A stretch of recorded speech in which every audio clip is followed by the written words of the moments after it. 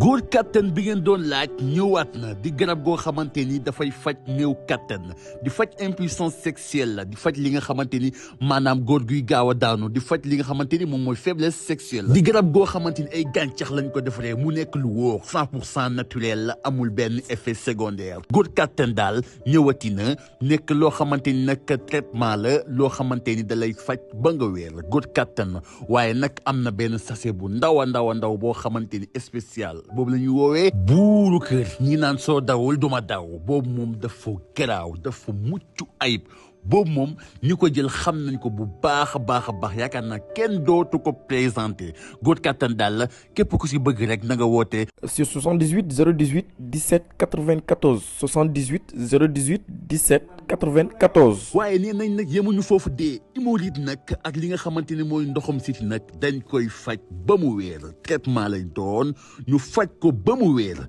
góor kattan daal moo ngi noonu ak góor kattan bii mooy bu baax.